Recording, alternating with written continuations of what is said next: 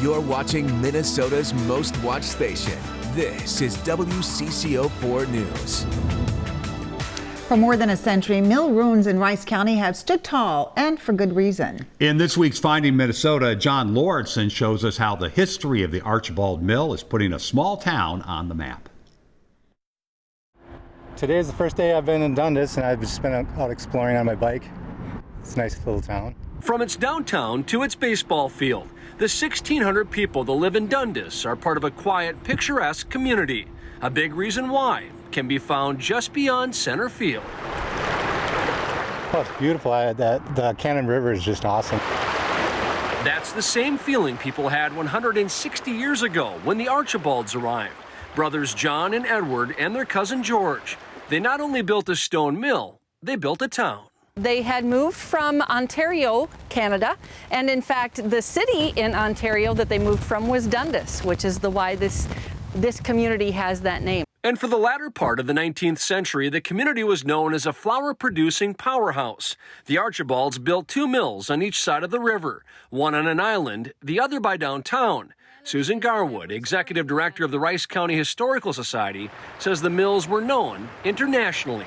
Rice County was the center of milling for Minnesota for the first 25 years. The power of the river was such that it was able to power not just this mill, but actually at its peak, there were 17 mills between Faribault and Northfield on the Cannon River. It was a sure thing that came to a quick end. Not because of a bad business decision, but because of a New Year's fire in 1892. What happened was that fire actually began in the mill in the island.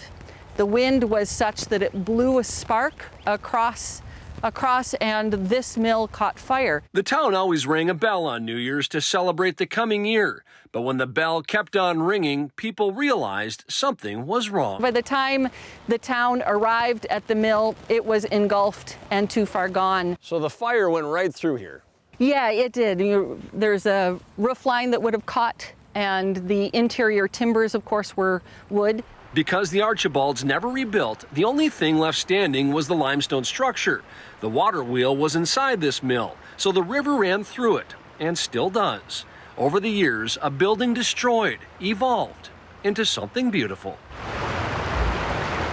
Nowadays, vacationers and bikers stop for the scenery and stay for the history. The ruins are on the National Register of Historic Places. It wasn't put on the register because it's a pretty place. It was put on the register because historically it is a symbol of a really important time in Minnesota's earliest development and earliest industry. In Dundas, John Lauritsen, WCCO 4 News. Even ruins need to be maintained. Every spring and fall, the Historical Society cuts down weeds, trims trees, and makes sure the structure is still solid.